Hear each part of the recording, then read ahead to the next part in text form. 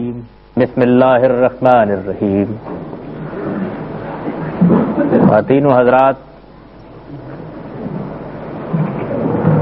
آخرت پر ایمان قرآن مجید کے بنیادی حقائق میں سے تیسری بڑی حقیقت ہے۔ وہ جن چیزوں کو ماننے کا انسانوں سے تقاضا کرتا ہے ان میں توحید و رسالت کے بعد اہم ترین چیز یہی ہے، بلکہ اگر اس پہلو سے قطع نظر کر لیا جائے اور محض اس کی دعوت پر نگاہ رکھی جائے تو یہ کہا جا سکتا ہے کہ بنیادی مباحث میں تو اگرچہ یہ تیسری بڑی چیز ہے، لیکن دعوت کے لحاظ سے اہم ترین چیز یہی ہے۔ پورے قرآن مجید کو اگر شروع سے لے کے آخر تک پڑھ جائیے تو یہ معلوم ہوتا ہے کہ وہ جس چیز کی طرف لوگوں کو بلا رہا ہے، جس چیز کے بارے میں خبردار کر رہا ہے، جس چیز کی فکر ان میں پیدا کر دینا چاہتا ہے، جس کے بارے میں انسانیت کو متنبع کرتا ہے، جس چیز کے لیے تمام تر استدلال قائم کرتا ہے، وہ یہی آخرت ہے۔ لہذا یہ بات قرآن مجید کی روشنی میں بغیر کسی خوف تردید کے کہی جا سکتی ہے کہ اس کی دعوت کا نقطۂ ماسکہ یہی ہے۔ اس میں ساری بات اسی پر مرتکز ہو کر رہ گئی ہے۔ وہ اس بات پر اصرار کرتا ہے کہ انسانوں کو جو چیز اصلاً سمجھانے کی ہے وہ یہی ہے کہ یہ دنیا ایک عارضی دنیا ہے، تم اس میں آزمائش کے لیے بھیجے گئے ہو، تم کو ایک دن یہاں سے رخصت ہونا ہے، اور تمہاری یہ رخصتی کوئی ابدی رخصتی نہیں ہے، بلکہ اس کے بعد تم اٹھا کھڑے کیے جاؤ گے، تم اپنے پروردگار کے حضور میں حاضر ہوگے، تمہاری اس پیشی میں جو کچھ تم نے یہاں کیا ہے اس کا حساب و کتاب ہوگا، تم سے پوچھا جائے گا کہ تم نے پروردگار عالم کی نعمتیں پا کر یہاں کیا رویہ اختیار کیا، تم شکر گزار بندے بن کر رہے یا اس زمین پر فساد برپا کرنے والے بن کر رہے۔ اس حساب و کتاب کے نتیجے میں لوگوں کے لیے جنت بھی ہوگی اور جہنم بھی ہوگی۔ پروردگار عالم اس حقیقت ہی کو لوگوں کے ذہن نشین کرانے کے لیے اپنے پیغمبر بھیجتا رہا ہے، اپنی کتابیں نازل کرتا رہا ہے۔ قرآن مجید نے یہ حقیقت اتنے پہلوؤں سے واضح کی ہے، ایسے اسالیب سے واضح کی ہے، یہ واقعہ ہے کہ اس کو دیکھ کر آدمی یہ پکار اٹھتا ہے کہ در حقیقت یہی وہ بات ہے جس کے لیے اسلامی دعوت اس دنیا میں برپا کی گئی ہے۔ اللہ کے نبی اس زمین پر کیوں آئے؟ قرآن مجید کہتا ہے کہ اس لیے کہ وہ اس قیامت میں اچھے انجام کی بشارت دیں، اور اس لیے کہ وہ اس قیامت میں برے انجام سے لوگوں کو خبردار کر دیں۔ اللہ تعالیٰ نے ان نبیوں کو اسی چیز پر دنیا کو بلانے کے لیے کھڑا کیا۔ انذار یوم الطلاق قرآن مجید کی اصطلاح میں ملاقات کے دن کے بارے میں خبردار کر دینا، یہی ان کا مقصد رہا ہے۔ وہ اس زمین کے اوپر اس چیز ہی کو لوگوں کے ذہن نشین کرانے کے لیے تغودو کرتے ہیں، باقی جو کچھ ہے وہ در حقیقت اسی کے لوازم اور اسی کے تقاضے ہیں، لیکن اصل چیز جس کو وہ اپنی دعوت میں ذہن نشین کرا دینا چاہتے ہیں وہ یہ ہے کہ خدا کے بندو، تم ایک دن یہاں سے رخصت ہونے والے ہو اور تم کو اپنے خداوند کے حضور میں پیش ہونا ہے۔ اس لحاظ سے یہ ایک بڑا اہم ترین مسئلہ ہے، اور اپنی اس اہمیت کے پیش نظر یہ تقاضا کرتا ہے کہ اس کے بارے میں قرآن مجید کے استدلال کو بھی سمجھا جائے، اور اس سے جو تقاضے انسان کی زندگی میں پیدا ہوتے ہیں ان کا بھی صحیح شعور انسان حاصل کر لے۔ قرآن مجید نے روز جزا پر یا آخرت پر ایمان کو کئی پہلوؤں سے ثابت کیا ہے، کئی پہلوؤں سے اس کے دلائل بیان کیے ہیں، اور جگہ جگہ اپنے مخاطبین کے لحاظ سے دلیل کا مقدمہ استوار کیا ہے۔ ان سب چیزوں کا استقصاء تو ایک مختصر گفتگو میں ممکن نہیں ہے، لیکن جو اہم ترین دلائل ہیں ان کو میں مختصر طریقے پر یہاں پیش کرنے کی کوشش کروں گا۔ سب سے پہلے ان دلائل کی نوعیت سمجھ لینی چاہیے، یعنی قرآن مجید نے استدلال کس پہلو سے کیا ہے۔ قرآن مجید قیامت پر استدلال کے معاملے میں انسان کو سب سے پہلے اس کائنات کی ناتمامی کی طرف توجہ دلاتا ہے۔ کائنات کی ناتمامی ہی در حقیقت وہ چیز ہے کہ جو گوناگوں پہلوؤں سے پھر اس استدلال کی بنیاد بنتی ہے جس سے قرآن مجید اس حقیقت کو ثابت کرتا ہے۔ میں اس کی تھوڑی سی وضاحت کروں گا۔ اس دنیا میں قرآن مجید یہ کہتا ہے کہ اگر انسان غور کرے تو ہر چیز زوجین کی صورت میں پیدا ہوئی ہے، ہر چیز جوڑے جوڑے ہے، یعنی ایک ہی حقیقت ہوتی ہے، اس کو عالم کا پروردگار دو اجزاء میں تقسیم کر دیتا ہے اور پھر ان دونوں کو ایک دوسرے سے پایہ تکمیل تک پہنچاتا ہے۔ یہ طریقہ پوری کائنات میں انہوں نے اختیار کیا ہے۔ اس سے چند مستثنیات ہیں، ورنہ اس دنیا کی ہر چیز میں اس اصول کو ملحوظ رکھا گیا ہے۔ اس میں چند مثالوں سے سمجھیے کہ نوعیت کیا ہوتی ہے۔ یعنی ایک چیز ہے کہ جو اپنے وجود میں، اپنے تقاضوں میں، اپنے لوازم میں، اپنے مقاصد میں، اپنے اہداف میں اپنی ایک نوعیت لوگوں کے سامنے پیش کرتی ہے، لیکن معلوم ہوتا ہے کہ ہر چیز میں کچھ خلا چھوڑ دیا گیا ہے، اور یہ وہ خلا ہے کہ جو کسی دوسری چیز سے پورا ہونا چاہیے۔ چنانچہ پھر وہ دوسری چیز ہے کہ جو انسانی عقل کے سامنے آتی ہے اور انسان یہ کہتا ہے کہ فطرت کا تقاضا یہی ہے کہ اس کو اس کے جوڑے کی حیثیت سے قبول کر لیا جائے۔ اس کی بڑی سامنے کی مثال مرد و عورت ہے، یعنی مرد و عورت اپنی حقیقت کے اعتبار سے انسان ہے، ان کی حقیقت ایک حقیقت واحدہ ہے، یعنی ایسا نہیں ہے کہ عورت ایک الگ مخلوق ہے اور مرد ایک الگ مخلوق ہے۔ عورت اور مرد دونوں ایک ہی مخلوق ہیں، یعنی وہ انسان ہیں۔ انسان کی حیثیت سے ان کے مابین کوئی فرق نہیں ہے، لیکن اس انسان کو یا اس حقیقت واحدہ کو دو حصوں میں تقسیم کر دیا گیا ہے، ایک مرد ہے اور ایک عورت۔ ایک ہی حقیقت کو دو حصوں میں تقسیم کر دیا گیا ہے۔ اب یہ دیکھیے کہ ان میں سے کوئی بھی دوسرے کے بغیر مکمل نہیں۔ عورت کی شخصیت کا جائزہ لیجئے، اس کی جسمانی ساخت کو دیکھیے، اس کے نفسیاتی وجود کو دیکھیے، اس کے معاشرتی وجود کو دیکھیے، اس کے اخلاقی وجود کو دیکھیے، اس کے سماجی وجود کو دیکھیے، وہ جس طریقے سے اپنی زندگی بسر کرتی ہے، جن اہداف و مقاصد کو سامنے رکھتی ہے، جس نفسیات میں کھڑے ہو کر معاملات کرتی ہے، جس طریقے سے سوچتی ہے، جن جذبات میں رہتی ہے، جن وجدانی احساسات میں پرورش پاتی ہے، جس طریقے سے چیزوں کے معاملے میں ریسپونڈ کرتی ہے، ان کا رد عمل ظاہر کرتی ہے، اس سب کو اگر آپ دیکھیں تو یہ معلوم ہوگا کہ ہر چیز میں کوئی خلا موجود ہے۔ اور یہ صرف اسی کا معاملہ نہیں ہے، بالکل اسی طرح کا معاملہ مرد کا ہے، یعنی وہ بھی انسان جس حقیقت کو ہم کہتے ہیں اس کا ایک جزو ہے، لہذا اس کی بھی اگر آپ نفسیات کو دیکھیں، اس کے بھی اگر آپ جسمانی تقاضوں کو دیکھیں، اس کے بھی اگر آپ سماجی، معاشرتی اور اخلاقی وجود کا جائزہ لیں تو یہ معلوم ہوگا کہ اپنی جگہ ایک شاہکار ہونے کے باوجود، اور عورت بھی اسی طرح، وہ اپنے اندر کچھ خلا رکھتا ہے، اور یہ خلا کسی صورت میں نہیں بھرتے جب تک کہ ان دونوں کو جمع نہ کر دیا جائے۔ یہی چیز ہے جس کو قرآن مجید زوجین سے تعبیر کرتا ہے۔ وَخَلَقْنَا مِن كُلِّ شَيْءٍ زَوْجَيْنِ، ہم نے ہر چیز کو زوجین کی صورت میں پیدا کیا ہے، یعنی ایک چیز کے اندر کچھ خلا ہوتے ہیں، ان خلاؤں کو دوسری کوئی چیز بھرتی ہے۔ ایک چیز میں کچھ تقاضے ہوتے ہیں، ان تقاضوں کا جواب کسی دوسری چیز میں موجود ہوتا ہے۔ ایک چیز تمہید باندھتی ہے، دوسری اس کو پایہ تکمیل تک پہنچاتی ہے۔ ایک عمل پیدا کرتی ہے، دوسری اس کے رد عمل کے طور پر سامنے آتی ہے۔ ایک سے تقاضا اٹھتا ہے، دوسری سے جواب تقاضا اٹھتا ہے۔ یہ بالکل اسی طرح کا معاملہ ہے جس طرح کا معاملہ ہم مثال کے طور پر پیاس اور پانی میں دیکھتے ہیں، یعنی ہمارے اندر ایک خاص نوعیت کی کیفیت پیدا ہوتی ہے جس کو ہم لفظ پیاس سے تعبیر کرتے ہیں۔ اس کا جواب کیا ہے؟ اس کا جواب کوئی مشروب ہے جو حلق سے اتار لیا جائے، پانی ہے۔ یہ دونوں آپس میں بالکل زوجین کی حیثیت رکھتے ہیں۔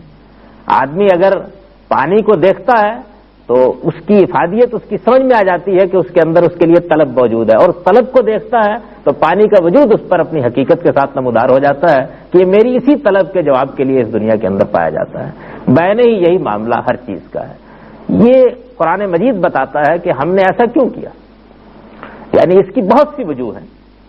اللہ تعالیٰ نے ان حقائق کو کیوں زوجین میں بانٹ دیا ہے، جوڑوں میں بانٹ دیا ہے، تو قرآن مجید یہ بتاتا ہے کہ بہت سے دوسرے مسالے کے علاوہ اس کی ایک بڑی مصلحت یہ ہے کہ انسان کسی چیز کو جب ایک ہی حقیقت کے طور پر دو حصوں میں بانٹ دیا جائے تو کسی ایک حصے سے دوسرے حصے کا شعور اپنے اندر بیدار کرے۔ یعنی اس کو بھی ایک مثال کے ساتھ یوں سمجھیے کہ اگر اس دنیا کے اندر صرف مرد ہی مرد ہوتے، یا دوسری صورت فرض کر لیجئے کہ صرف عورتیں ہی عورتیں ہوتی، اور کوئی عاقل، کوئی فلسفی، کوئی حکیم ان کے وجود کا جائزہ لیتا اور جائزہ لینے کے بعد یہ محسوس کرتا کہ اس وجود میں یہ خلا ہے اور یہ تقاضے ہیں، اور پھر اگر اس کو یہ بتایا جاتا کہ کسی دوسرے سیارے پر ایک ایسی اور ایسی مخلوق موجود ہے جو ان تقاضوں کے جواب کی حیثیت رکھتی ہے، تو اس مخلوق کو اگرچہ وہ نہ دیکھ رہا ہوتا لیکن مان لینا ایک بالکل عقلی تقاضا ہوتا ہے، اس لیے کہ جو چیز یہاں موجود ہے اس کا جواب اسی طرح کی کوئی چیز ہو سکتی ہے۔ تو اس طریقے سے قرآن مجید نے گویا انسان کو توجہ دلائی ہے کہ وہ کسی چیز کی ناتمامی، کسی چیز کے خلا کا جائزہ لے کر یہ شعور اپنے اندر پیدا کرے کہ ایک دوسری چیز اس کی تکمیل کر رہی ہے۔ چنانچہ اس سے تمہید اٹھا کر وہ یہ کہتا ہے کہ بین ہی یہی معاملہ دنیا اور آخرت کا ہے۔ یہ در حقیقت زندگی ایک حقیقت ہے، لیکن زندگی کو اس عالم کے پروردگار نے دو حصوں میں بانٹ دیا ہے۔ اس کا ایک حصہ وہ ہے جو اس دنیا میں ہم بسر کرتے ہیں، ایک حصہ وہ ہے جو اس دنیا میں آنکھیں بند کر دینے کے بعد جب ہم دوسرے عالم میں آنکھیں کھولیں گے تو وہاں بسر کریں گے۔ زندگی ایک حقیقت ہوتے ہوئے یہاں ختم نہیں ہوتی بلکہ دو اجزاء میں بانٹ دی گئی۔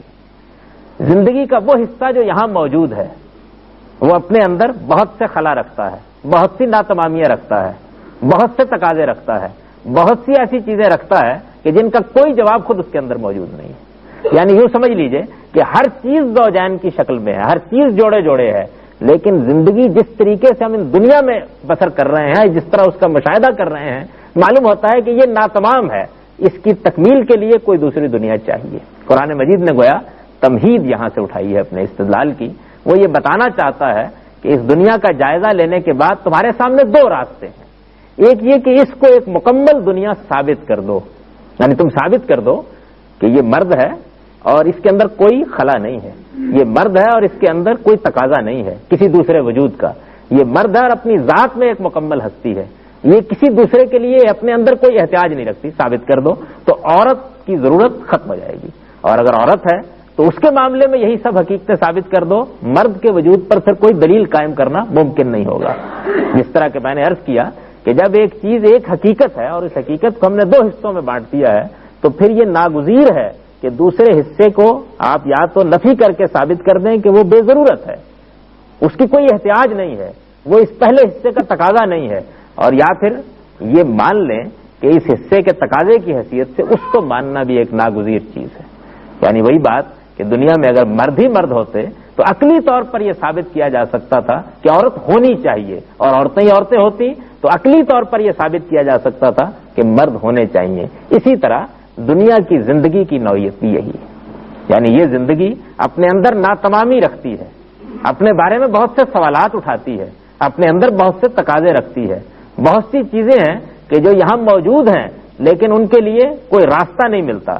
جب یہ چیز موجود ہے تو اس کے معنی یہ ہے کہ کوئی ایک حقیقت ہے جس کو اصل میں دو حصوں میں بانٹا گیا ہے۔ چنانچہ قرآن مجید نے یہ کہا ہے کہ تم اگر غور کرو اس دنیا کے اوپر تو یہاں ہر چیز زوجین میں ہے اور ہر چیز دوسرے سے پایہ تکمیل کو پہنچ رہی ہے۔ کیا وجہ ہے کہ یہ پورا کا پورا عالم اپنے وجود سے پکار رہا ہے کہ یہ ناتمام ہے؟ کیا وجہ ہے؟ چنانچہ پھر اس ناتمامی کو وہ کئی پہلوؤں سے بیان کرتا ہے، کئی پہلوؤں سے بیان کرتا ہے تاکہ یہ حقیقت ذہن نشین ہو جائے۔ چنانچہ اس کے جتنے بھی دلائل ہیں وہ در حقیقت اسی بنیادی حقیقت کو مختلف پہلوؤں سے واضح کرنے کی صحیح ہے۔ اس تمہید کی روشنی میں اب ان دلائل کا جائزہ لیجیے۔ وہ یہ کہتا ہے کہ اگر انسان اپنے وجود پر غور کرے تو وہ یہ دیکھے گا کہ اپنی نفسیات کے لحاظ سے وہ ایک عجیب و غریب ہستی ہے، عجیب و غریب ہستی ہے۔ اس کے اندر کی دنیا اور اس کی باہر کی دنیا دونوں میں کوئی توازن نہیں۔ وہ اس دنیا میں آتا ہے ایک ناتواں بچے کی حیثیت سے، کچھ پلتا بڑھتا ہے یہاں تک کہ اپنے پاؤں پر کھڑا ہو جاتا ہے، لڑکپن اور بچپن کے کچھ دن گزار کر عالم شباب میں قدم رکھ دیتا ہے. اس وقت اس کا شعور پختگی کے عالم کو پہنچ چکا ہوتا ہے. پھر وہ اپنے اندر بھی جھانک سکتا ہے, اپنے باہر بھی دیکھ سکتا ہے. اندر کی دنیا میں اس کے تقاضے غیر معمولی ہیں اور بے پناہ ہیں. زندگی, اس کو یہ معلوم ہے کہ وہ ابدی نہیں ہے, وہ یہ جانتا ہے, اس کے سامنے کی حقیقت ہے کہ اس کو ایک دن مر جانا ہے. لیکن کیا وہ مرنا چاہتا ہے؟ کسی بھی انسان کے اندر جھانک کر دیکھ لیجئے. یہ الگ بات ہے کہ کسی وقت زندگی کی مصیبتوں سے تنگ آ کر وہ زندگی کو گالی دے بیٹھے, لیکن زندہ رہنا اس سے بڑی کوئی چیز نہیں ہے جس کی انسان تمنا کرتا ہو. کوئی چیز نہیں جس کی انسان تمنا کرتا ہو. زندگی کی ساری مصیبتوں اور کلفتوں کے باوجود موت اس کے لیے آج بھی سب سے بری خبر ہے, اور حیات اس کے لیے آج بھی سب سے اچھی خبر ہے. وہ زندہ رہنا چاہتا ہے. اسے پوچھئے کب تک, تو وہ یہ کہے گا کہ وہ کبھی مرنا نہیں چاہتا. یعنی وہ اندر سے حیات جاویداں کی طلب رکھتا ہے, ابدی زندگی کی طلب رکھتا ہے. موت کو کسی لمحے بھی اپنے سامنے نہیں دیکھنا چاہتا, اس سے کبھی ہم آغوش نہیں ہونا چاہتا, اس سے کبھی آنکھیں ملانا نہیں چاہتا. وہ یہ چاہتا ہے کہ موت کو موت آ جائے. اس دنیا کے اندر یہ ایک ایک انسان کی خواہش. وہ لبے گور ہوتا ہے تب بھی زندگی کی تمنا کرتا ہے. یہ صرف زندگی کی کلفت ہے جو اس کو کبھی زندگی سے بیدار کرتی ہے. اس کو اٹھا لیجئے, اس کو اٹھا لیجئے, مرض کے عالم میں اٹھا لیجئے, معاش کی تنگی کے عالم میں اٹھا لیجئے, زندگی کے اندر پیش آنے والے حوادث کے عالم میں اٹھا لیجئے, اور بالکل ایک جگہ پر رکھ کر اسے پوچھئے تو حیات جاویداں کی طلب کرے گا. وہ یہ چاہے گا کہ میں کبھی اس دنیا سے رخصت نہ ہوں. لیکن جو زندگی اسے دی گئی ہے وہ جاویدانی نہیں ہے, وہ ہمیشہ کی نہیں ہے, وہ بہرحال برتا ہے.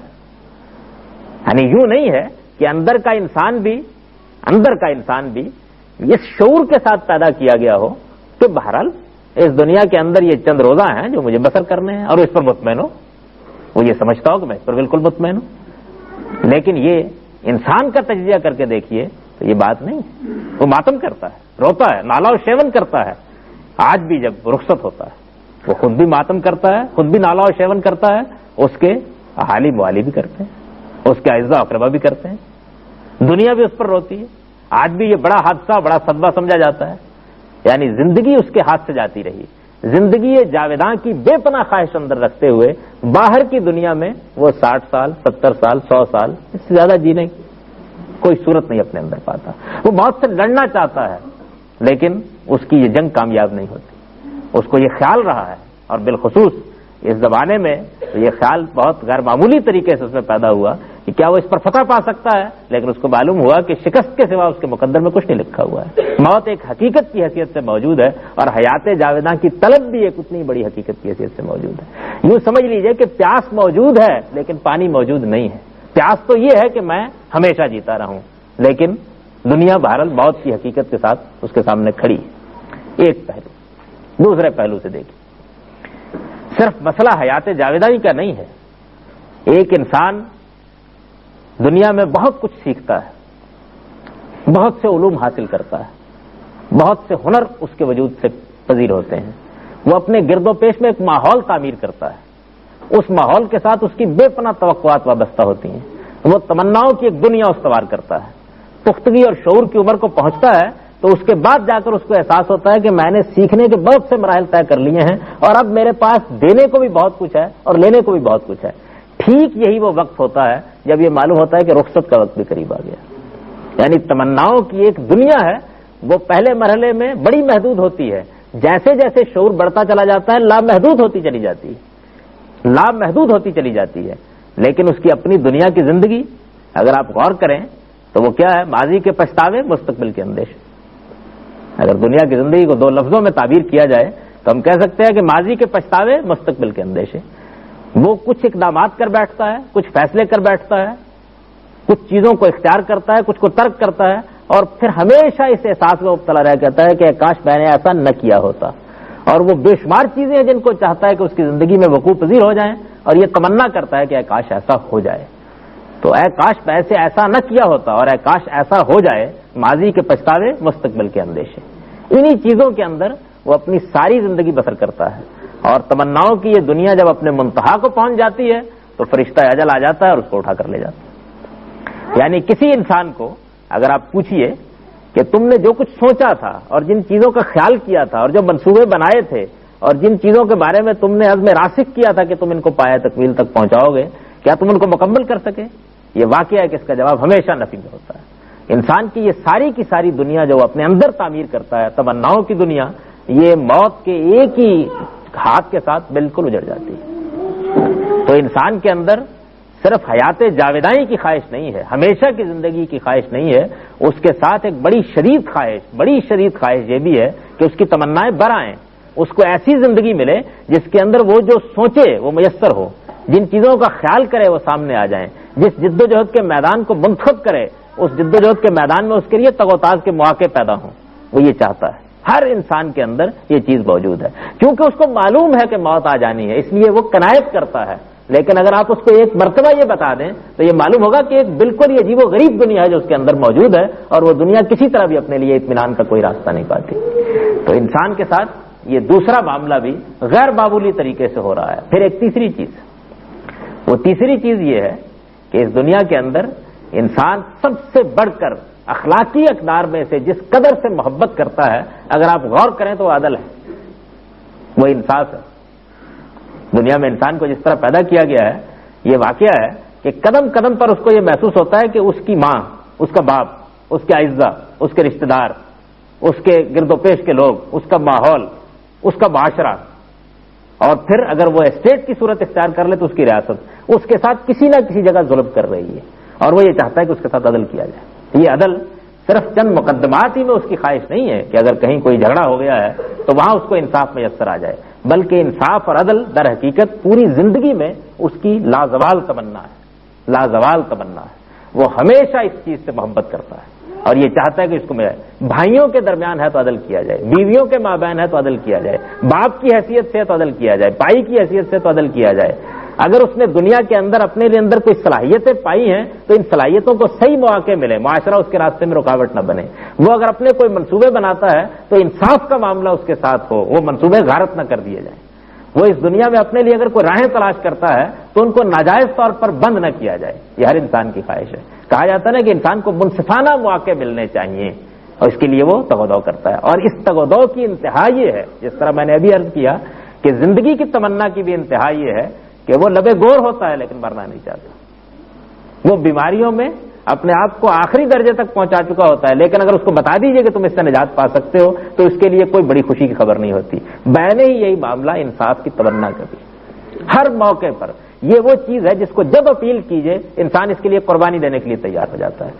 آپ غور کریں تو یہ معلوم ہوگا کہ اس دنیا کے اندر انسان نے یہ اسٹیٹ کیوں بنایا ہے، کیا مصیبت پڑ گئی اس کو کہ وہ اس پوری دنیا میں سے اپنے اندر کے لوگوں کو منتخب کر کے یہ کہے کہ تم میرے اوپر حکمرانی کرو۔ یہ پولیس کا نظام، یہ عدالتوں کا نظام، یہ ایک منظم ریاست، یہ اس کے قوانین، یہ اس کے ضابطے۔ انسان فطری طور پر آزادی پسند واقع ہوا ہے، اس کی یہ تمنا ہوتی ہے کوئی پابندی اس پر نہ ہو، لیکن وہ پابندی قبول نہیں کرتا۔ ایک حد تک اگر مجھے کہنے کی اجازت دیجیے تو اپنی آزادی کو فروخت کرتا ہے اور غلامی قبول کرتا ہے، اور صرف اس تمنا میں قبول کرتا ہے کہ اس نظم کے تحت مجھ کو انصاف میسر آ جائے، مجھ کو عدل میسر آ جائے۔ یہ انصاف اور عدل ہے، عدل اجتماعی، جس کے لیے ہمارے بعض مفکرین نے جب کوئی پروگرام پیش کیا ہے اور اس کو معلوم ہوا ہے کہ وہ کوئی انقلاب پیدا کر سکتے ہیں تو وہ ان کے ساتھ جان دینے کے لیے تیار ہو گئے۔ چنانچہ بارہا یہ ہوا ہے کہ بہروپیوں نے بھی اگر یہ آواز لگائی ہے تو اس نے اپنا سب کچھ ان کے قدموں پر نثار کرنے کے لیے پیش کر دیا ہے۔ یہ انسان کی انصاف کے ساتھ اور عدل کے ساتھ محبت کا عالم ہے۔ وہ اس دنیا کو عارضی جانتا ہے، اسے معلوم ہے کہ اسے ایک دن رخصت ہو جانا ہے، اس کے باوجود اگر یہ تمنا براتی نظر آئے کہ یہاں انصاف قائم ہو سکتا ہے تو اب بھی اس کے لیے اپنے حال تک کو قربان کرنے کے لیے تیار ہو جاتا ہے، اپنے مستقبل تک کو قربان کرنے کے لیے تیار ہو جاتا ہے۔ ذرا اس کو بٹھائیے، ذرا اس کو دعوت دیجیے، ذرا اس تک پیغام پہنچائیے، ذرا اس کو یہ دکھائیے کہ تم یہاں انصاف حاصل کر سکتے ہو، پھر دیکھیے اس کے اندر کتنی تڑپ، کتنی طلب اس مقصد کے لیے پیدا ہو جاتی ہے۔ لیکن یہ عدل کیا فی الواقع میسر آ سکتا ہے؟ کیا کبھی میسر آ سکا ہے؟ انسان اس کے لیے جو بہترین نظام قائم کر سکا ہے کیا ان میں بھی میسر آ سکا ہے؟ سیدنا عمر رضی اللہ عنہ کی حکومت کے بارے میں ہم بغیر کسی خوف تردید کے کہہ سکتے ہیں کہ وہ خدا کی بادشاہی تھی، لیکن بہرحال ایک انسان کی حکومت تھی۔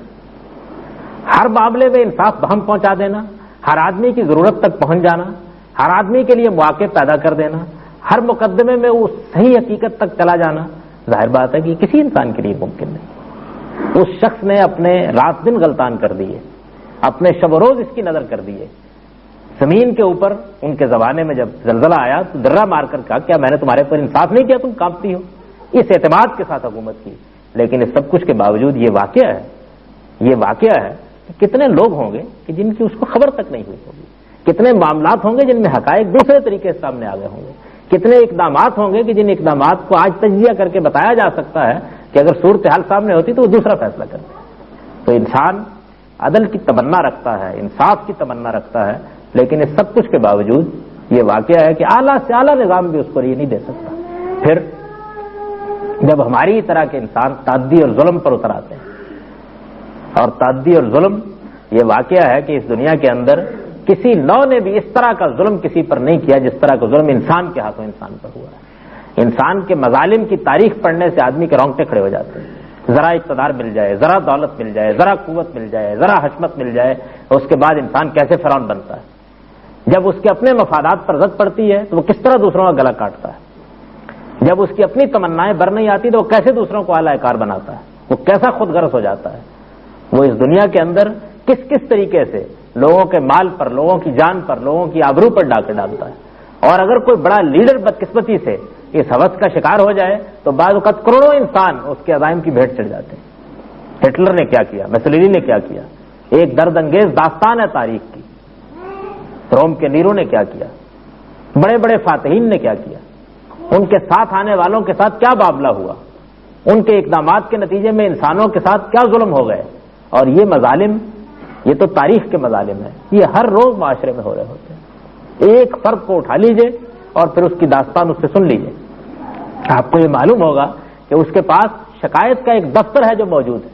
یہ الگ بات ہے کہ وہ بعض اوقات یہ محسوس کرتا ہے کہ جب کہیں سنوائی نہیں ہے تو کیا بیان کروں، لیکن آج اس کو اطمینان دلا دیجئے کہ تم ایک ایسی عدالت میں کھڑے ہو جو تمہارے بیان کو اگر وہ حق ہے تو جان سکتی ہے کہ وہ حق ہے اور تمہیں انصاف دے سکتی ہے۔ اور پھر دیکھیے کہ انسان کے پاس کیا کیا مقدمات ہیں جو وہ دوسروں کے خلاف دائر کر سکتا ہے، کیا کیا مقدمات ہیں۔ تو انسان اس مقام پر کھڑا ہے، یعنی ظلم اس درجے میں ہے کہ جتنا بیان کیجئے کم ہے اور جتنی داستان سنائیے کم ہے۔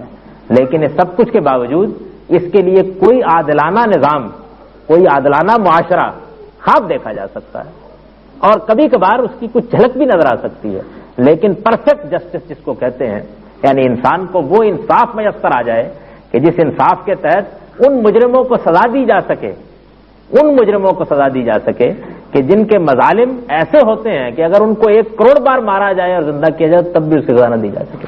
لیکن انسان کیسا بے بس، آپ اندازہ کیجئے کہ بڑے بڑے مجرم بسا اوقات اس کی گرفت میں نہیں آتے۔ ساری دنیا کی فوجیں مل کر یہ چاہتی تھیں کہ ہٹلر اور مسولینی ان کی گرفت میں آ جائیں، اور معلوم ہوا گرفت میں دلانا ناممکن نہیں، ان پر مقدمہ چلانا بھی ممکن نہیں تھا، اس سے پہلے دنیا سے رخصت ہو چکے تھے، مقدمہ چلانا بھی ممکن نہیں تھا۔ اور اگر فرض کر لیجئے کہ وہ گرفت میں آئی جاتے تو کیا سزا دی جا سکتی تھی، یہ ممکن تھا۔ یعنی ایک طرف اگر جرائم رکھ لیے جائے اور مظالم رکھ لیے جائے اور پھر یہ طے کیا جائے کہ ان جرائم کی کیا سزا ہے تو کیا سزا تجویز کی جا سکتی؟ آخری معاملہ تو یہی ہے نا کہ آپ مار ڈالیں گے، چلیے اذیتیں دے کر مار ڈالیں گے، لیکن اس سب کچھ کے باوجود کیا کوئی اس کا ازالہ ہو سکتا ہے جو کچھ ہو جاتا ہے؟ یعنی اس کا کوئی نظام اس کائنات کے اندر موجود نہیں ہے اور کسی نظام کا خواب بھی نہیں دیکھا جا سکتا اور اس کے بارے میں تمنا بھی نہیں کی جا سکتی۔ زیادہ سے زیادہ جو کچھ ہوتا ہے وہ یہ ہے کہ ذرا حالات بہتر ہو جائے، کچھ انصاف میسر آ جائے، کچھ معاملات درست ہو جائے، اس سے زیادہ کچھ نہیں ہوتا۔ یہ اس کائنات کا معاملہ ہے۔ یعنی انسان کے وجود کے لحاظ سے دیکھیے تو ناتمام، انسان کی تمناؤں کے لحاظ سے دیکھیے تو ناتمام، اخلاقی اقدار میں سب سے بڑی قدر انصاف کے لحاظ سے دیکھیے تو ناتمام۔ یہ جو اس کی ناتمامی ہے، یہ ناتمامی ہے کہ جس کے لیے ناگزیر ہے کہ یا تو یہ بتایا جائے، یہ بتا دیا جائے کہ اس کا علاج خود اس کے اندر موجود ہے، اور یا پھر اس حقیقت کو مان لیا جائے کہ اس کے بعد ایک ایسی دنیا ہونی چاہیے جس میں انسان ابدی طور پر جینے کے لیے پیدا کیا گیا ہو، جس میں اس کو کبھی موت نہ آئے، جس میں موت کو موت آ جائے، جس میں اگر جرم کی سزا دینا مقصود ہو تو وہ بھی آخری درجے میں دی جا سکے، اور اگر عمل کی جزا دینا مقصود ہو تو وہ بھی آخری درجے میں دی جا سکے۔ یہ کائنات کے وجود کا اپنا تقاضا ہے۔ ایسا نہیں ہے کہ مذہب نے ایک عقیدہ ہے جس کو ماننے پر لوگوں کو مجبور کر دیا ہے، بلکہ اس عالم کے تجزیے کے نتیجے میں اس کو مانے بغیر کوئی چارہ باقی نہیں رہتا ہے۔ وہی بات، یعنی پیاس لگی ہوئی ہے، اب اگر کوئی آدمی کہتا ہے کہ پانی موجود ہے اور کوئی شخص اس کا انکار کرتا ہے تو اصل میں ایک بہت بڑی حقیقت کا انکار کرتا ہے۔ اس کو پانی کا انکار نہیں کرنا چاہیے، اس کو پیاس کو باطل ثابت کرنا چاہیے۔ اگر کوئی شخص قیامت کا انکار کرتا ہے، آخرت کا انکار کرتا ہے، مذہب کے اس عقیدے کو جھٹلانا چاہتا ہے، تو اصل میں مسئلہ اس عقیدے کو جھٹلانے کا نہیں ہے، مسئلہ یہ ہے کہ وہ اس دنیا کے بارے میں یہ ثابت کر دے کہ اپنے اندر کوئی خلا نہیں رکھتی، اس کو کسی دوسری دنیا کی ضرورت نہیں ہے، اس کے سارے تقاضے یہی پورے ہو جاتے ہیں، اس کے اندر کوئی ایسی چیز نہیں ہے کہ جس کے لیے ایک نیا جہان آباد کرنا پڑے۔ لیکن کیا ایسا ہے؟ ہر آدمی جب یہ سوال اٹھائے گا تو واقعہ یہ کہ اس کا ایک ہی جواب ہوگا، اور وہ جواب یہ ہے کہ ایک ایسا عالم ہونا چاہیے۔ جن لوگوں نے اس جواب سے گریز کیا ہے اور نہیں چاہا کہ اس کو مانے، یہ دیکھیے کہ انہوں نے پھر کیا صورت اختیار کی۔ وہ یہ نہیں کہہ سکے کہ یہ دنیا اپنی جگہ مکمل ہے، وہ یہ نہیں کہہ سکے کہ انسان اور اس کائنات کے اندر پوری ہم آہنگی ہے۔ انہوں نے بات جو کہی وہ یہ کہی کہ یہ اصل میں یہ ہے ہی یزداں کا تھیٹر، ہے ہی رام کی لیلا، ہے ہی ایک تماشا گاہ۔ اس کائنات کا بنانے والا نہ علیم ہے نہ حکیم ہے، بیٹھے بیٹھے اس کو ایک تماشا دیکھنے کی سوجی اور اس نے تماشا دیکھ لیا۔ تو گویا صورتحال یہ بن گئی کہ یا یہ مانیے کہ عالم کا پروردگار کوئی علیم و حکیم خداوند ہی نہیں ہے، بلکہ وہ ایک ظالم ہستی ہے جو تماشا دیکھنے کے لیے اس طرح کی تماشا گاہ بھی بنا دیتا ہے۔ اور یہاں دوسری حقیقت کو مان لیجئے کہ زندگی دو حصوں میں تقسیم ہے، اس کا ایک حصہ یہ زندگی ہے، اس کا دوسرا حصہ وہ ہے جو بعد میں شروع ہونے والا ہے، یہ اس کی تمہید ہے، وہ اس کی انتہا ہے، یہ عارضی ہے، وہ ابدی ہے، یہاں سے بات اٹھتی ہے، وہاں جا کر پایہ تکمیل کو پہنچتی ہے، یہاں کچھ خلا ہیں جو وہیں جا کر بھرتے ہیں، یہاں کچھ تقاضے ہیں جن کا جواب تقاضا وہیں پایا جاتا ہے۔ اس کے سوا کوئی راستہ انسان کے پاس اس دنیا میں موجود نہیں، وہ جب اس پر غور کرے گا اسی نتیجے تک پہنچے گا۔ قرآن مجید نے انسان سے اٹھا کر اس کو کائنات کے حوالے سے بھی پیش کیا، یعنی استدلال کا ایک دوسرا راستہ اختیار کیا۔ وہ یہ کہتا ہے کہ ایک بات پر اور غور کرو کہ تمہاری پوری کی پوری یہ کائنات جو تم کو نظر آتی ہے، اس ساری کائنات میں بے شمار سماوات ہیں، اور یہ سمائے دنیا جس کو تم دیکھتے ہو، یہ تمہارا آسمان، اس کے اندر بھی یہ دیکھو کیسے کیسے اجرام موجود ہیں۔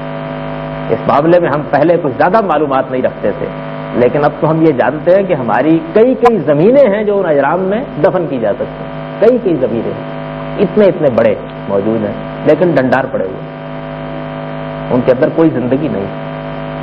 یعنی پوری کائنات میں زمین ایک چھوٹا سا قرہ، بہت معمولی، ان کے مقابلے میں ایک بہت چھوٹا سا قرہ ہے، یہ آباد ہے، یہاں زندگی ہے، اور اس کے بعد پوری کی پوری کائنات ڈنڈار پڑی ہے۔ کیا محض اسی لیے کہ آسمان کے اوپر رات کو تارے چمکتے نظر آئے، مادے کے اتنے بڑے ڈھیر، لیکن زندگی کے کوئی آکار موجود نہیں، وہ اس جانب بھی توجہ دلاتا ہے، اور یہ کہتا ہے کہ در حقیقت اگر تم غور کرو تو یہ معلوم ہو جائے گا تم کو کہ یہ جو کائنات ہے جس اسکیم کے ساتھ بنی ہے، وہ یہ ہے کہ اس کو اس دنیا کے لیے بنایا ہی نہیں گیا ہے، بلکہ مادے کا یہ عظیم انبار جس کو تم دیکھ رہے ہو، اس کو ترتیب دیا گیا ہے ایک، اور اسی کی ترتیب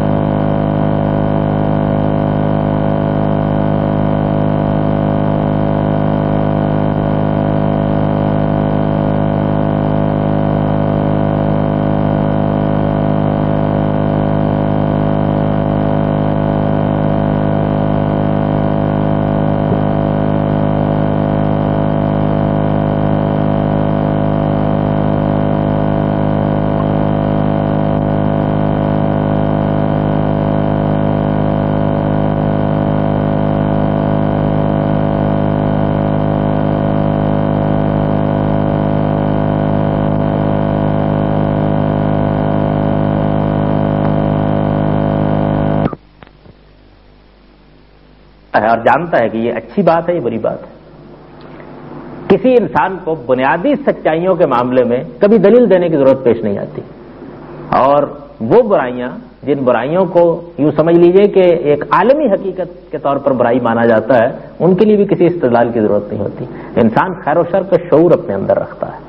خیر و شر کا یہی شعور ہے جس کی بنیاد پر وہ جب کوئی نظام بناتا ہے اس میں عدالتیں وجود میں لاتا ہے، اس میں مجرموں کو سزا دیتا ہے۔ خیر و شر کا یہی شعور ہے جس کی بنیاد پر وہ جزا و سزا کے بہت سے معاملات روزمرہ زندگی میں طے کرتا ہے۔ خوش ہوتا ہے، ناراض ہوتا ہے، ملازموں کے ساتھ، بھائیوں کے ساتھ، بیٹوں کے ساتھ، دوستوں کے ساتھ، احباب کے ساتھ، عدالتوں میں، مقدمات میں، پارلیمنٹ میں، ایوان اقتدار میں، ہر جگہ آپ یہ دیکھیے کہ انسان ہر لحظے یہ فیصلہ کر رہا ہوتا ہے کہ یہ خیر ہے اور یہ شر ہے، اس لیے کہ اس کے در حقیقت تمام فیصلوں کا مدار ہی اسی چیز پر ہے۔ ہر لحظے طے کر رہا ہوتا ہے کہ یہ بات ٹھیک ہے، یہ غلط ہے، اور ٹھیک بات کے لیے بھی اس کو ایک رد عمل ظاہر کرنا ہوتا ہے اور غلط بات کے لیے بھی رد عمل ظاہر کرنا ہوتا ہے۔ تو انسان اپنے اندر خیر و شر کا شعور رکھتا ہے، کوئی پیغمبر نہ ہو اور کوئی بتانے والا نہ ہو، تب بھی بنیادی حقیقتیں جتنی ہیں، خیر کی بھی ان کو بھی وہ جانتا ہے اور شر کی ان کو بھی وہ جانتا ہے۔ یہی چیز ہے جس کو قرآن مجید نے نفس لوامہ سے تعبیر کیا ہے کہ تمہارے اندر ایک ملامت کرنے والا نفس موجود ہے، نفس ملامت گر ہے، جو جس وقت تم برائی کا ارتکاب کرتے ہو تو اندر سے بولتا ہے، پکارتا ہے اور تم کو بتاتا ہے کہ تمہیں غلط کام کرنے کے لیے جا رہے ہو۔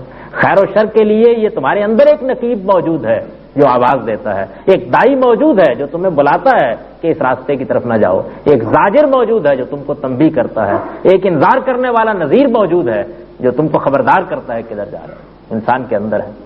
سوال یہ ہے کہ یہ خیر و شر کا جو شعور ہے یہ کیوں رکھا گیا؟ انسان کے اندر آخر یہ کیا چیز ہے، کیوں ہے؟ اچھا، اگر خیر و شر کا یہ شعور انسان کے اندر موجود ہے تو اس کا لازمی تقاضا یہ ہے کہ خیر کا نتیجہ اچھا ہو اور شر کا نتیجہ برا ہو۔ یہ اس کی کرولری ہے، اس کا انکار نہیں کیا جا سکتا۔ اچھا، اگر یہ بات ہے تو پھر اس بات کے بعد ظاہر بات ہے کہ جزا بھی ہونی چاہیے اور سزا بھی ہونی چاہیے۔ جزا و سزا کا نظام خیر و شر کے شعور کا لازمی تقاضا ہے۔ اگر کوئی چیز خیر نہیں ہے اور کوئی چیز شر نہیں ہے اور انسان اس کا شعور نہیں رکھتا تو معاملہ ختم ہوا، لیکن اگر یہ موجود ہے تو پھر لازم ہے کہ خیر کا نتیجہ نکلے اور لازم ہے کہ شر کا نتیجہ نکلے۔ چنانچہ قرآن مجید جب لوگ یہ کہتے ہیں قیامت کہاں برپا ہو جائے گی تو یہ کہتا ہے کہ ساء ما یحکمون، کیسا برا فیصلہ یہ لوگ کرتے ہیں۔ اس کا مطلب یہ ہے کہ اچھے اور برے برابر ہو جائیں گے، اس کا مطلب ہے خیر اور شر برابر ہو جائے گا۔ اس کے معنی یہ ہے کہ شعور تو دیا گیا، شعور کا نتیجہ نہیں نکالا جائے گا۔ انسان یہ تو جانتا تھا کہ یہ چیز اچھی ہے اور یہ بری ہے، لیکن اچھی اور بری کسی نہ جزا پر منتج ہوئی نہ سزا پر منتج ہوئی، تو اس کے معنی تو یہ ہوئے کہ ایک بے معنی چیز تھی جو انسان کے اندر رکھی گئی تھی۔ اگر یہ معنی خیز ہو سکتی ہے تو اسی صورت میں ہو سکتی ہے کہ ایک یوم قیامت برپا ہو، ایک یوم الطلاق آئے، ایک ملاقات کا دن آئے، ایک خدا کے حضور میں پیشی کا دن آئے، اور اس دن میں جا کر خیر و شر کی یہ جو میزان اندر لگائی گئی تھی یہی میزان باہر لگے اور یہ فیصلہ کرے کہ خیر کا نتیجہ کیا ہونا چاہیے اور شر کا نتیجہ کیا ہونا چاہیے۔ سورہ قیامہ میں قرآن مجید نے استدلال کی یہی کیفیت اختیار کی ہے اور بڑی خوبی کے ساتھ اس کو بیان کی ہے، اور یہ بتایا ہے کہ یہ تمہارا نفس ملامت گر خود اس بات پر گواہی دے رہا ہے کہ ایک قیامت کا دن آنا چاہیے اور پور پور جوڑی جانی چاہیے، اور اس دن انسان کو اٹھا کھڑا کرنا چاہیے۔ اور انسان اس حقیقت سے اتنا واقف ہے کہ بل الانسان علی نفسہ بصیرہ ولو القی معاذیرہ، وہ کتنے ہی عذر کیوں نہ پیش کرے وہ اس حقیقت کو خوب خوب جانتا ہے، اس سے خوب خوب واقف ہے۔ پھر وہ استدلال کا ایک اور طریقہ اختیار کرتا ہے اور وہ یہ کہتا ہے کہ تم اگر یہ مانتے ہو کہ اس عالم کا ایک خداوند ہے اور عالم کے اس خداوند نے تمہارے لیے یہ زندگی پیدا کی ہے، یہ نعمتیں تم کو دی، تو ذرا غور کرو کیا کچھ دیا۔ زندگی کے لوازم، زندگی کی نعمتیں، زندگی کے امکانات، زندگی میں چھپے ہوئے مضمرات، ان کو نکالنے کے لیے غیر معمولی عقل، اس عقل کے غیر معمولی نتائج، ذرا غور کرو زندگی بجائے خود کیا چیز ہے، کیسی گوناگونی، کیسی بوکلمونی، کیسی حکمت، کیسی قدرت، کیسی رحمت کا شاکار ہے۔ یہ ساری نعمتیں جو تم کو دی گئی ہیں اس لیے ہے کہ تم ایک کمرے میں داخل ہو، دسترخوان لگا ہوا ہو، کھاؤ اور اطمینان کے ساتھ چلے جاؤ۔ اگر اس نے دیا ہے اور بے مقصد نہیں دیا ہے تو پھر وہ پوچھے گا کہ تم کو یہ سب کچھ جو کچھ دیا گیا تھا تم نے اس کو کیسے استعمال کیا۔ یہ ہو نہیں سکتا کہ ربوبیت کا ایسا غیر معمولی اہتمام وہ اس عالم میں تمہارے لیے کرے اور پھر تم کو غیر وصول چھوڑ دے، بن پوچھے چھوڑ دے۔ چنانچہ جگہ جگہ دلیل قائم کی ہے کہ یا تو یہ مان لینا چاہیے کہ میں نے ایک تماشا گاہ بنائی ہے خداوند عالم یہ کہتے ہیں یا تو یہ مان لو میں نے ایک تماشا گاہ بنائی ہے، اور اگر یہ تماشا گاہ نہیں ہے اور میرے پاس علم بھی ہے اور میں صاحب حکمت بھی ہوں اور میں کوئی معاملہ بے مقصد بھی نہیں کرتا، تو پھر یہ بتاؤ کہ یہ سب نعمتیں اس میں یہ بو کلبونی کیوں پیدا کی گئی، اس میں یہ گوناگون چیزیں کیوں دی گئیں، اس میں یہ جدت ترازی کے سامان کیوں کیے گئے؟ ذرا غور تو کرو، تمہارا وجود کس کس چیز کا مرہون منت ہے اور کیسا کیسا اہتمام اس کے لیے میں نے کیا ہے؟ یا اسی لیے کہ تم یہ سب کچھ پاؤ اور اس کے بعد مجھے ہی فراموش کر دو، اور اس سب کچھ کو پاؤ اور زمین پر فساد برپا کرو، اور یہ کھاؤ اور اس کے باوجود زمین پہ اکڑو، اور اس کے باوجود زمین کو فتنوں کا شکار کر دو، اسی لیے اور پھر میں اطمینان کے ساتھ سویا رہوں کہ میں تم کو کبھی نہ بلاؤں گا اور کبھی نہ پوچھوں گا کہ تمہیں جو کچھ میں نے دیا تھا تم نے اس کے معاملے میں کیا رویہ اختیار کیا، تم اس زمین پر رہتے رہے، جیتے بستے رہے، تو پھر کیا کرتے رہے؟ اس معاملے میں تم سے سوال نہیں کروں گا، نعمتیں میں نے دے دی، سامان میں نے فراہم کر دیا، مواقع میں نے میسر کر دیے، اور اس کے بعد تمہیں مٹی میں ملا دوں گا اور یہ پوچھوں گا نہیں، تو میرے معاملے میں تم کیسی رائے قائم کرتے ہو؟ تو قرآن مجید استدلال کے اس پہلو سے بھی انسان کو جھنجھوڑتا ہے۔ پھر استدلال کا ایک اور پہلو ہے جس کو اس نے تاریخ میں رکھ کر انسان کو بتایا۔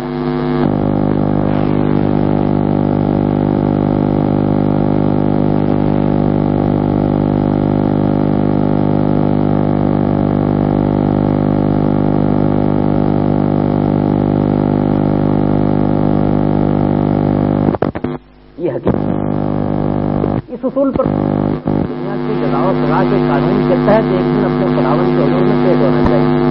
وہ یہ کہتا ہے کہ اس کا ایک پیمانے کے اوپر نمونہ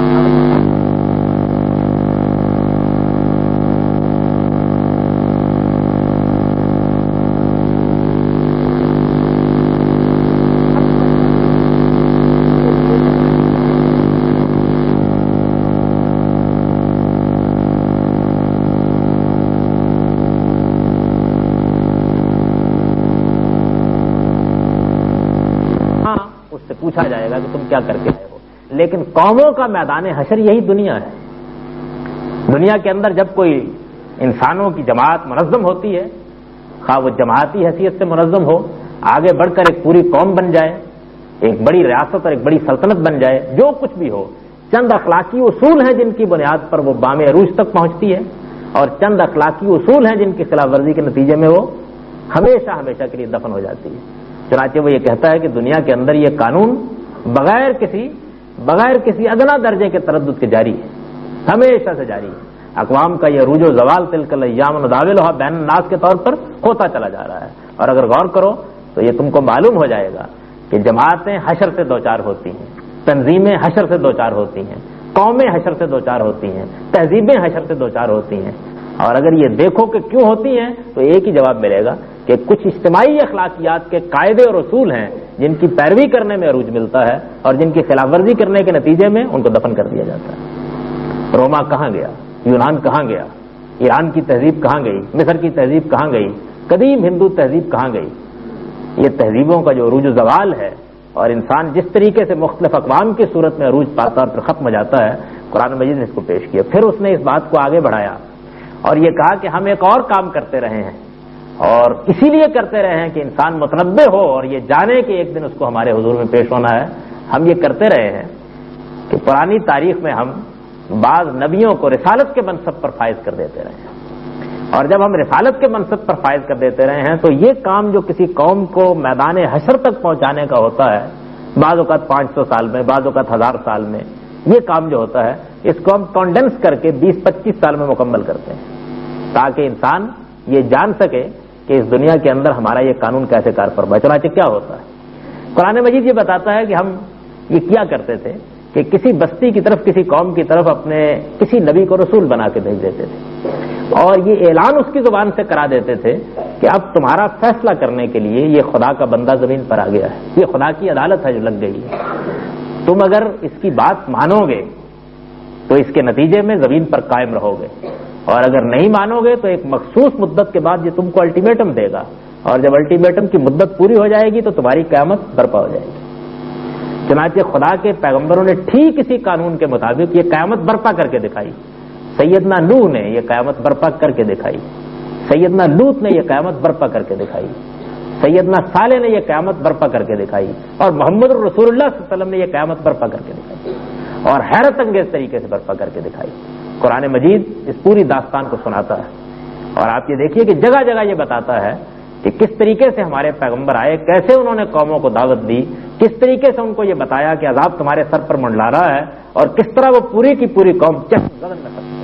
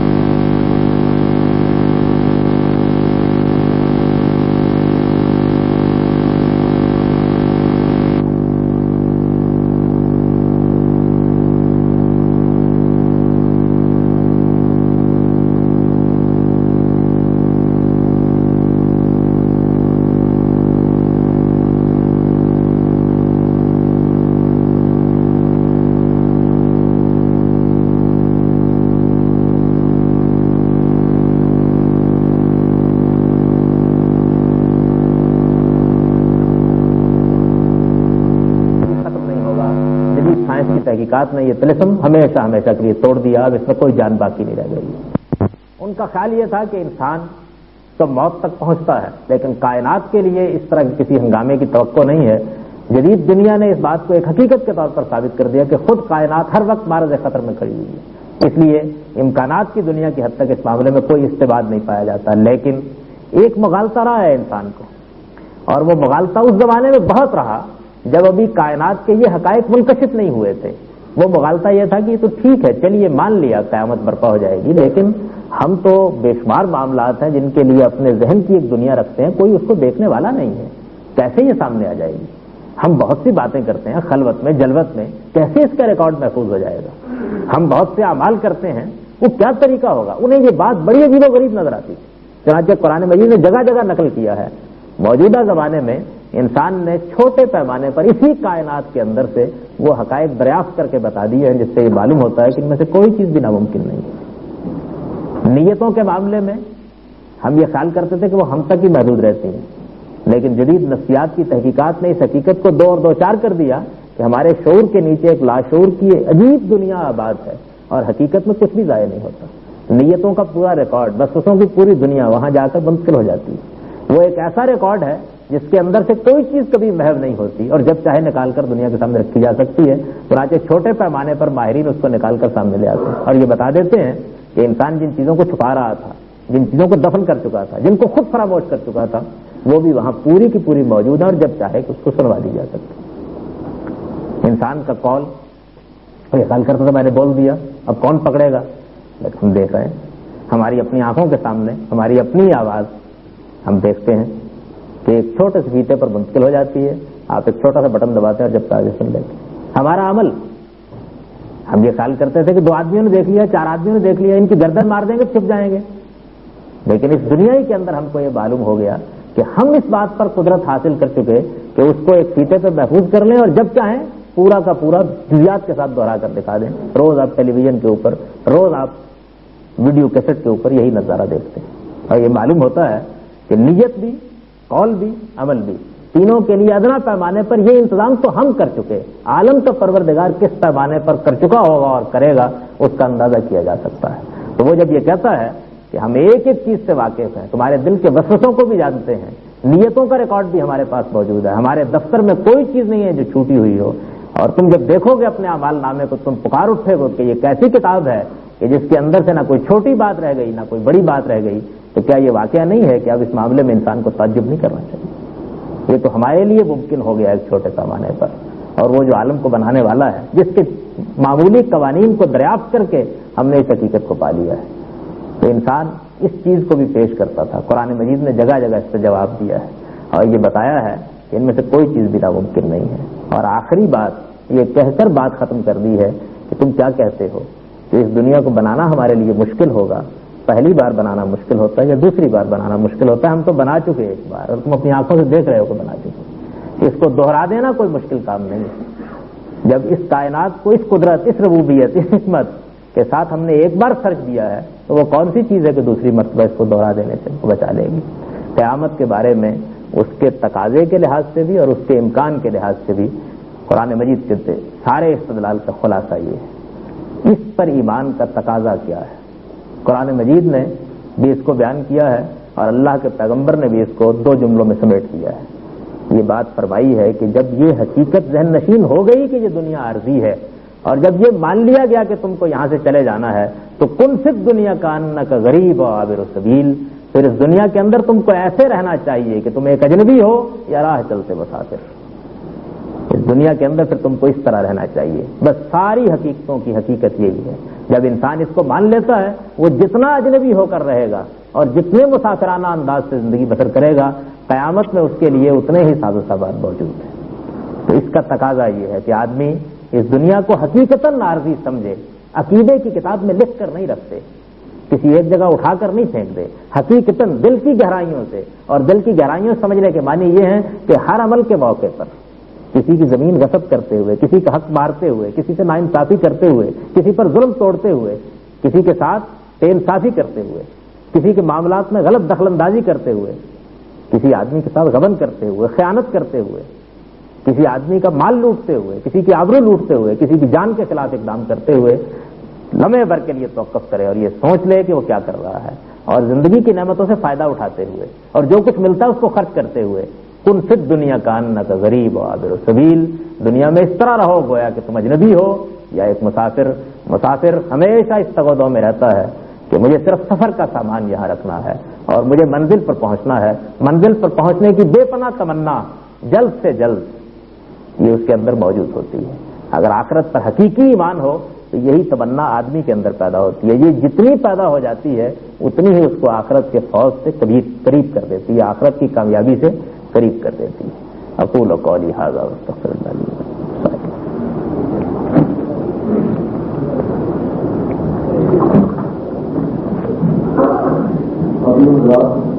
آخر پر ایمان آگے موجود ہے، آپ نے سنا آپ سے مہیا دیے گئے ہیں، آپ کے سوالات کر یہاں پہنچا دیجیے۔ کچھ اعلانات کے سلسلے میں آپ تک پہنچانے ہیں کہ لیکچر کے اختتام پر نماز کا اہتمام خاص ملیتا کرتی ہے۔ 8:45 پر اس پروگرام کا اختتام ہوگا اور اس کے بعد میں آپ اس کا اعلان یہ ہے کہ آئندہ کا لیکچر کا جو ہمارا موضوع ہے وہ ہے شریعت کیا ہے اور کیسے سمجھی جائے۔ یہ لیکچر انشاءاللہ مئی میں کہیں بھی رات سے اسی طرح مغرب کے نماز کے بعد دستے قرآن حدیث ہمارا سلسلہ ہے، وہ ہر جمعے مغرب کی نماز کے بعد جامع مسجد شام میں ہوتا ہے۔ آپ کی خاص لانا چاہیے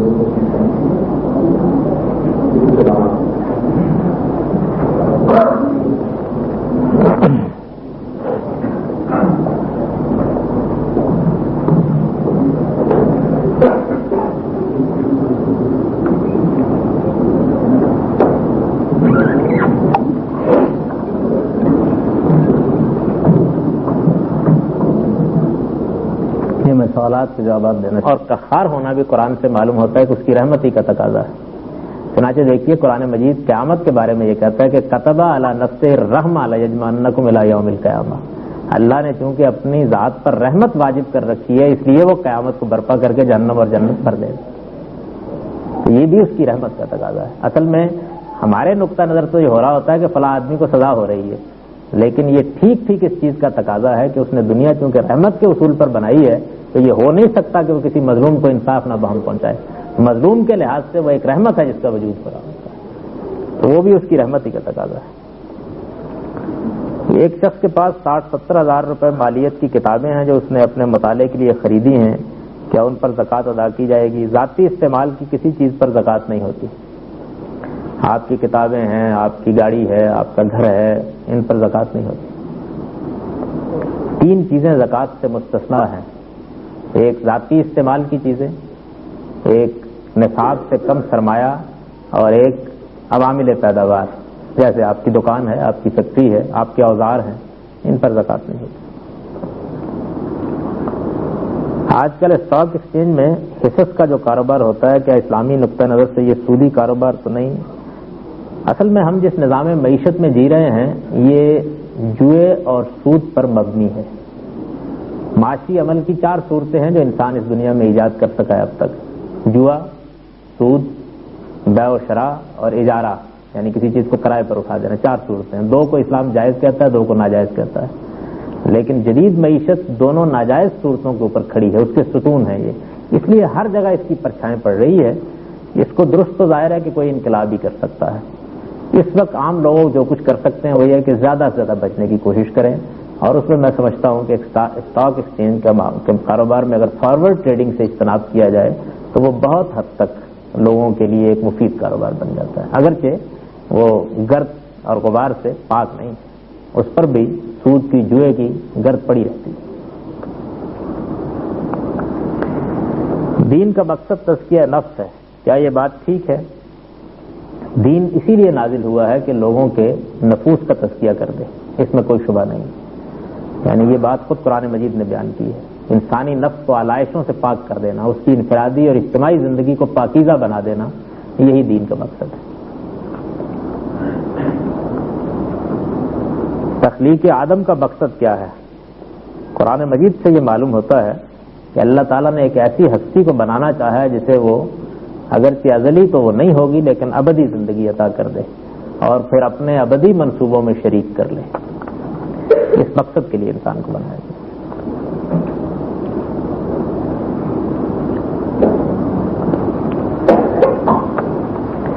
یہ کہتے ہیں کہ اس بات سے تو اتفاق ہے کہ ایک قیامت ہونی چاہیے اور آخرت کی زندگی بھی ہونی چاہیے، لیکن اس کا مقصد کیا ہے، اس دنیا کو کیوں بنایا گیا ہے، یہ بھی میں نے بیان کر دیا. یعنی اس عالم کے خداوند نے یہ فیصلہ کیا کہ وہ ایک ابدی دنیا بنائے جس کے اندر ایک مخلوق کو یہ عظیم نعمت دے کہ اس پر کبھی موت نہ آئے اور وہ اس کے ابدی منصوبوں میں اس کے ساتھ شریک ہو. یہ کوئی معمولی چیز نہیں ہے، معمولی فیصلہ بھی نہیں ہے، لیکن اس نے یہ طے کیا کہ وہ اس مقصد کے لیے آزمائش کرے گا، امتحان لے گا، اور آزمائش اور امتحان میں کامیاب ہونے والے لوگوں کو وہ ابدی زندگی کی نعمتیں عطا فرمائے گا. اس مقصد کے لیے پیدا کیا. انسان کا دنیا میں سب سے اہم کردار کیا ہے یا اسے کس مقصد کے لیے پیدا کیا گیا ہے؟ یہ سوال کا دوسرا رخ ہے. یعنی ایک تو وہ پہلو ہے کہ خدا کے پیش نظر کیا مقصد ہے، ایک یہ کہ خدا ہم سے یہاں کیا چاہتا ہے. اس کا جواب قرآن مجید نے 2 لفظوں میں دے دیا ہے کہ وما خلقت الجن والانس الا لیعبدون. اس دنیا میں انسان اس لیے بھیجا گیا ہے کہ وہ خدا کا بندہ بن کر رہے. وہ خدا کا بندہ بن کر رہے گا تو اس کا نتیجہ قیامت کی ابدی بادشاہی کی صورت میں نکل آئے گا.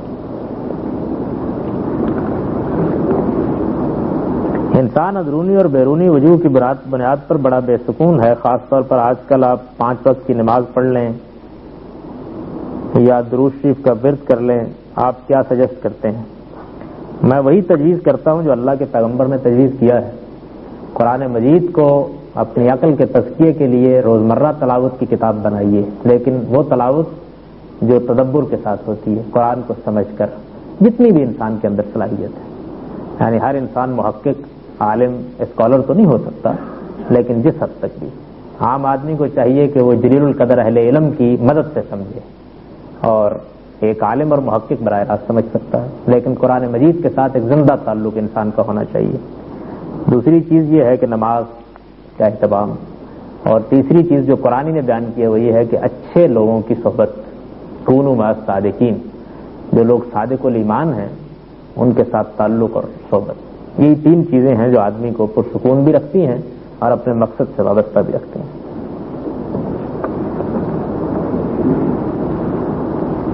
خواتین کو بعض ایام میں نماز وغیرہ پڑھنے، قرآن کو چھونے اور تلاوت کرنے سے روکا گیا ہے. ہمارے ملک میں اسلامیات کی تعلیم لازمی ہے. آج کل امتحانات ہو رہے ہیں جبکہ طالبات کو اسلامیات کا مطالعہ ان خاص ایام میں بھی کرنا ہوتا ہے. اس مسئلے کو حل کر دیجیے. مطالعہ کرنے کے لیے اور ان چیزوں کے لیے یہاں تک نماز کا تعلق زیر بحث نہیں آتی. نماز تو آپ کمرہ امتحان میں لازمن نہیں پڑھنا ہوتی. باقی رہ جاتا ہے قرآن کو چھونا، تو یہ آداب میں سے ہے. اگر کوئی ضرورت پیش آ جائے گی تو چھوا جائے گا.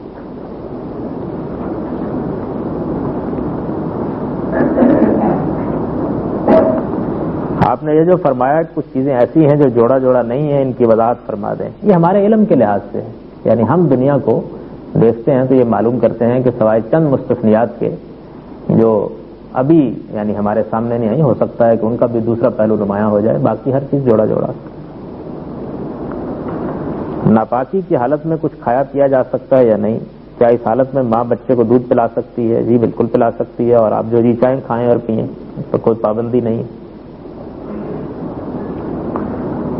آخرت پر ایمان کے بعد مسئلہ یہ ہے کہ کیا انسان کی موت کے فوراً بعد پھر اس کا حساب کتاب یا جزا سزا کا سلسلہ شروع ہو جائے گا، یا قیامت کے بعد؟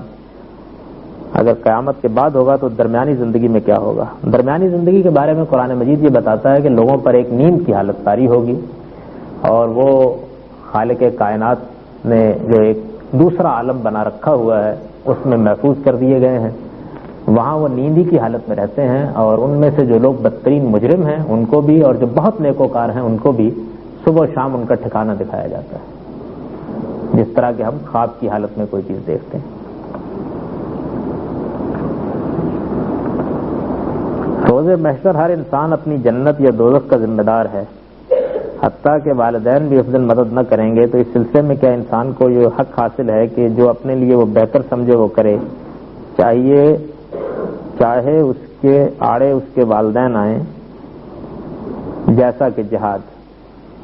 قرآن مجید نے اور اللہ کے پیغمبر نے یہ بات بتا دی ہے کہ وہ کیا مواقع ہیں جن پر ہم کو والدین کی رائے کے سامنے سر جھکا دینا چاہیے، وہ کیا مواقع ہیں جب ان کی بات نہیں مانی جاتی. یہ بات بتا دی گئی. جہاں تک جہاد کا تعلق ہے اس کی دو اقسام ہیں. ایک تو وہ جہاد ہوتا ہے کہ جس میں سب لوگوں پر جہاد کی ذمہ داری عائد نہیں ہوتی. اس میں تو بہرحال آپ کو والدین کو بھی راضی کرنا ہوگا اقدام کرنے کے لیے، اور اپنے گرد و پیش کے ماحول کی ذمہ داریوں کو بھی پورا کرنا ہوگا. ایک جہاد وہ ہے کہ جو ہر مسلمان پر لازم ہو جاتا ہے، اور ریاست فیصلہ کر دیتی ہے کہ اب نفیر عام ہے، کوئی مسلمان بھی پیچھے نہیں رہ سکتا. اس وقت نہ پھر والدین ہوتے ہیں، نہ بھائی ہوتے ہیں، نہ بہن ہوتے ہیں، لیکن اس جہاد کا موقع تو تاریخ میں کبھی کبھی آتا ہے. اللہ تعالیٰ کی ذات کے بارے میں جستجو کرنی چاہیے یا نہیں؟ ذات کے بارے میں جستجو کا کوئی حاصل نہیں ہوگا. ہمارے پاس خدا کی ذات کو جاننے کا کوئی ذریعہ نہیں ہے. ہم اصل میں جن چیزوں کو جانتے ہیں یا تو ان کو جانتے ہیں جن کے لیے ہمارے پاس کوئی نظیر موجود ہوتی ہے، یا ان کو جانتے ہیں جن کو ہم اس نظیر پر قیاس کر سکتے ہیں. ذات خداوندی کی نہ کوئی نظیر موجود ہے، نہ اس کسی نظیر پر اس کو قیاس کیا جا سکتا ہے. اس لیے خدا کی صرف صفات ہیں جن کو ہم سمجھ سکتے ہیں. اس لیے کہ صفات کا کچھ پرتو ہمارے اندر بھی موجود ہے. یعنی ہم سمجھ سکتے ہیں کہ رحمت کیا ہوتی ہے، سمجھ سکتے ہیں کہ ربوبیت کیا ہوتی ہے، سمجھ سکتے ہیں کہ حکمت کیا ہوتی ہے، کیونکہ خود انسان کے اندر ان چیزوں کا کچھ نہ کچھ شائبہ موجود ہے، کچھ نہ کچھ پرتو موجود ہے. ذات کو جاننا ہمارے لیے ممکن نہیں. جب آخرت برپا ہوگی اور جنت دوزخ وجود میں آ جائیں گے تو موجودہ زندگی کی طرح کوئی اور زندگی وجود میں نہیں آئے گی. یہ موجودہ جو زندگی ہے ہماری، یہ ایک نئی زندگی میں نئے قوانین کے ساتھ بدل جائے گی، لیکن اپنی پچھلی زندگی کے پورے شعور کے ساتھ. یعنی ایسا نہیں ہے کہ ہم اس کو فراموش کر بیٹھیں گے، بلکہ ہر چیز زیادہ شعور کے ساتھ ہمارے سامنے نمایاں ہو جائے گی.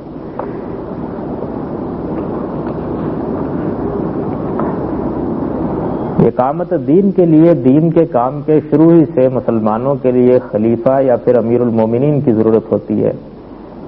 چاہے تو ہجرت سے پہلے مکہ والے حالات ہوں یا پھر ہجرت کے بعد مدینہ کے حالات ہوں یا فتح مکہ کے بعد والے حالات، مہربانی سے سمجھائیں کہ آج خلیفہ یا امیر المومنین کے بغیر دعوت دین و اقامت دین کیسے ممکن ہے؟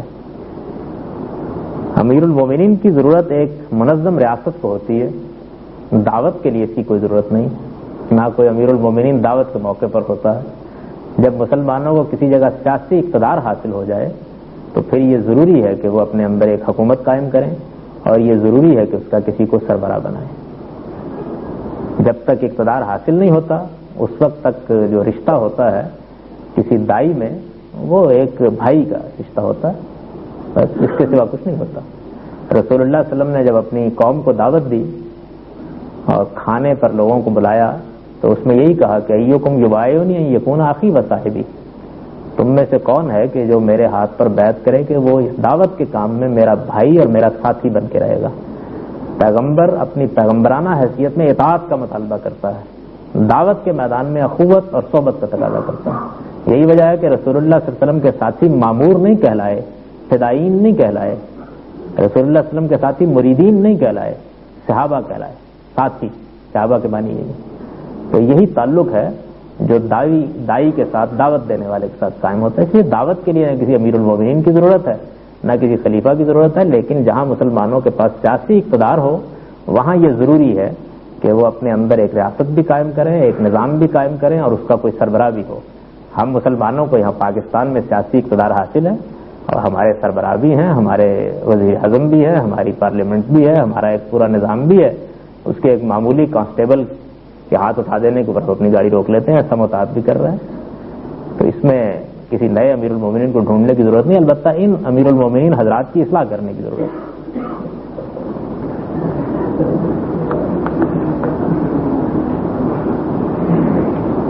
آپ نے اپنے پچھلے خطبوں میں دعوت دین کے بارے میں یہ بتایا ہے کہ دعوت دین میں مکمل دین کی طرف بلایا جاتا ہے، نہ کہ دین کے 5-6 احکام کی طرف، جیسا کہ رائمنڈ کی تبلیغی جماعتیں دعوت و تبلیغ کرتی ہیں۔ رسول اللہ صلی اللہ علیہ وسلم نے بھی دین اسلام کے احکامات بتدریج رائج کرنے کی مثال بتائی ہے اور اللہ تعالیٰ نے بھی سارے احکام اکٹھے بھیجنے کے بجائے بتدریج احکام نازل کیے ہیں۔ انبیاء کی مثال کے مطابق دین اسلام کی دعوت لوگوں کے دلوں میں تقویٰ پیدا کیے بغیر دین اسلام قائم نہیں ہو سکتا۔ تبلیغی لوگ بھی پوری دنیا میں تقوی کی ضروریات کو مد نظر رکھ کر فائدہ مند تبلیغ کرتے ہیں، مہربانی سے اس کی وضاحت فرما دیں۔ مکمل دین کی طرف بلایا جاتا ہے، اس کے معنی یہ ہوتے ہیں کہ مخاطب کے لحاظ سے مخاطب کہاں کھڑا ہے۔ جب ہم کسی کو انفرادی دعوت دے رہے ہوتے ہیں تو یہ دیکھتے ہیں کہ ایک آدمی اگر فرض کیجئے توحیدی کو نہیں مانتا، پہلے توحید سمجھائیں گے نا اس کو، توحید کو مانتا ہے، آخرت کے معاملے میں مذہب اس پر گفتگو کر لیں گے، اس کو بھی مانتا ہے، رسالت کے معاملے میں کوئی اشکال ہے تو اس پر بات کریں گے۔ ان سب چیزوں کو مانتا ہے لیکن ان کی حقیقی روح سے واقف نہیں ہے تو وہ پیدا کرنے کی کوشش کریں گے۔ اگر مثال کے طور پر اس سے بھی واقف ہے لیکن ان کے تقاضوں کے معاملے میں بے پرواہی اور تساہل برت رہا ہے تو اس پر توجہ دلائیں گے۔ تو یہ نہیں ہے کہ کوئی 6 نکات مرتب کر لیے جائیں گے اور سب لوگوں کو ایک ہی مشروب پلا دیا جائے گا۔ آدمی کے لحاظ سے دیکھا جائے گا کہ وہ کہاں کھڑا ہے، کس مقام پر ہے۔ جس آدمی کو ہم مخاطب بنائیں گے اس کا تجزیہ کریں گے، اس کو دیکھیں گے، کہ بتائیں گے۔ اسی طرح جب ہم بحثیت مجموعی پوری قوم کو مخاطب کریں گے تو یہ دیکھیں گے کہ بحثیت مجموعی پوری قوم کے اندر کیا مسئلہ ہے، ظاہر ہے کہ اس کا جواب دیں گے۔ اور یہ بالکل ممکن ہو سکتا ہے کہ کسی مقام پر یہ محسوس ہو کہ لوگوں کو تقوی کی تعلیم دینے کی ضرورت ہے اور کسی مقام پر یہ معلوم ہو کہ لوگوں کو توحید کے معاملے میں اشکال ہو گیا ہے اور کسی جگہ یہ معلوم ہو کہ ساری بنیادی باتیں مانی جا رہی ہیں لیکن شریعت کے بعض احکام ہیں جو لوگوں کی سمجھ میں نہیں آ رہے اور اس کی وجہ سے ارتداد پھیل رہا ہے۔ تو یہ قوم کے لحاظ سے بھی دیکھنا پڑے گا اور اس کے لحاظ سے بھی دیکھنا پڑے گا۔ اس وجہ سے میں یہ کہتا ہوں کہ پورے دین کو لے کر اٹھا جاتا ہے، پورے دین کو، دائی کے پاس پورا دین ہوتا ہے، وہ یہ دیکھتا ہے کہ میرے مخاطب کون ہیں اور مجھے کتنی بات ان کے ساتھ اب کرنی ہے، کتنی کل کرنی ہے۔ لیکن یہ خیال کر لینا کہ پورے دین کے اندر سے 4-5 باتیں نکال لی جائیں اور پھر ہر ایک کو وہی نسخہ، ایک کیمیا فراہم کر دیا جائے، اس سے میں واقف نہیں ہوں، نہ خدا کے پیغمبروں نے کبھی یہ کام کیا۔